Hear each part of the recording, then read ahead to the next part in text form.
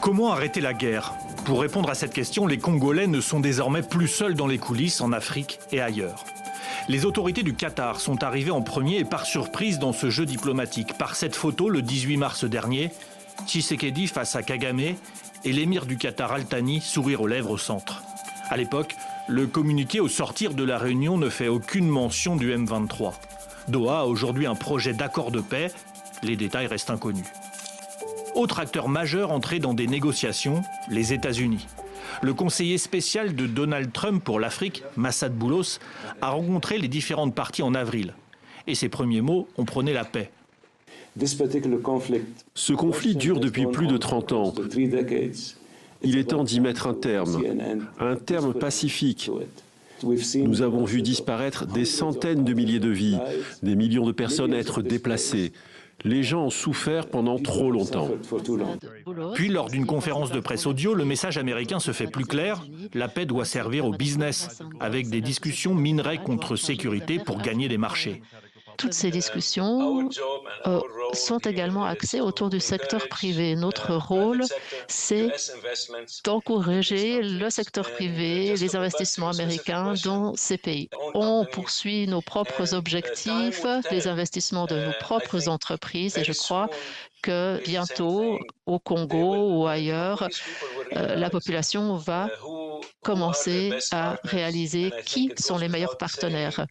Et là, je crois qu'il n'y a pas l'ombre d'un doute que ce sont les États-Unis qui vont s'avérer être les meilleurs partenaires. Alors, cette paix est-elle négociée hors de l'Afrique, hors de RDC? Pas seulement. Le Togolais Faure Gnassingbé a été imposé comme médiateur de l'Union africaine, entouré de négociateurs de haut niveau des anciens chefs d'État africains, présents à Lomé à la mi-mai, tous présentés comme fins connaisseurs des acteurs politiques de RDC. Et enfin, dans le pays, les évêques ont pris leur place. L'Église veut des discussions au bénéfice des Congolais. Ce pourparlers ne prennent pas en compte les défis internes qui sont aussi fondamentaux.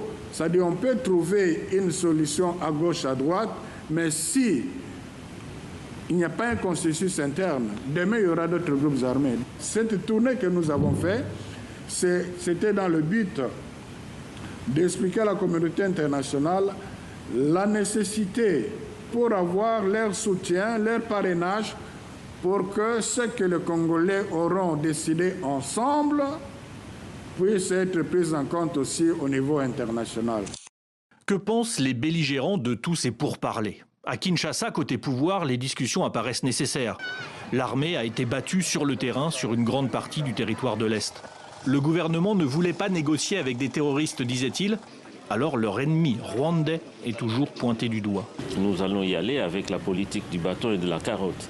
C'est-à-dire nous parlons, et dans les cas où les choses ne s'améliorent pas, eh bien, nous sommes une nation, nous devons défendre le territoire national. Mais je crois que la paix de Brave aurait été mieux que ça soit signé à Doha et à Washington. La question que vous aurez dû me poser, c'est de savoir qu'est-ce que je pense du mouvement AFC ou M23 avec le Rwanda. Parce que moi, je sais que c'est les Rwandais qui pilotent ces mouvements-là. Alors, en ce moment-là, c'est les Rwandais qui peuvent avoir des réponses aussi à donner à cette question.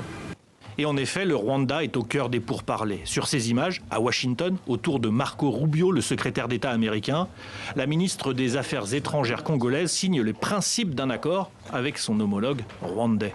Et pas avec l'AFC M23, le groupe rebelle, pourtant au cœur de la guerre. Nos équipes ont rencontré le responsable de l'AFC, l'Alliance Fleuve Congo, Corneille Nangaa.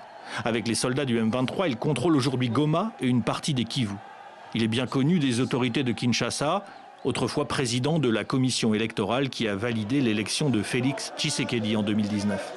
Les liens se sont distendus. Aujourd'hui, son langage est sans équivoque.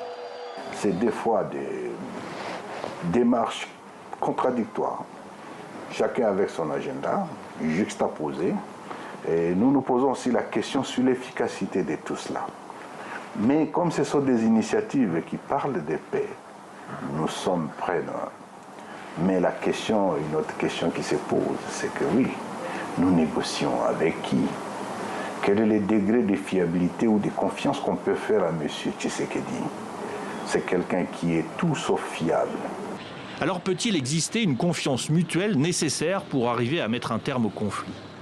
Tous les efforts semblent porter leurs fruits, jusqu'à arriver à une déclaration conjointe AFC M23 et RDC, le 23 avril dernier, pour un arrêt du conflit impensable il y a quelques mois, quand le M23 poursuivait sa prise de territoire.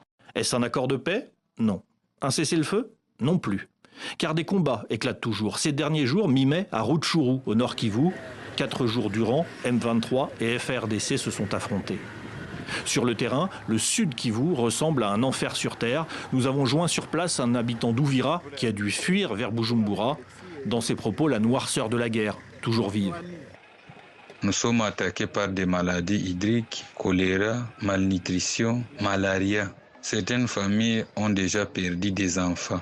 Des femmes enceintes sont mortes, des hommes et des femmes dans les cas des réfugiés.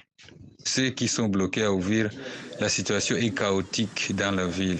Insécurité totale, des vols, des viols et tueries presque chaque jour.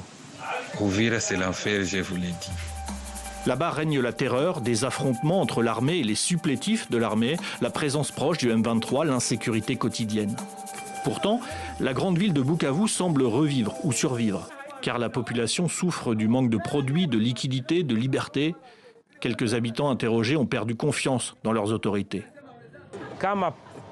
Si les deux parties ont la volonté de discuter pour aboutir à la cessation des problèmes, ça va ramener la paix.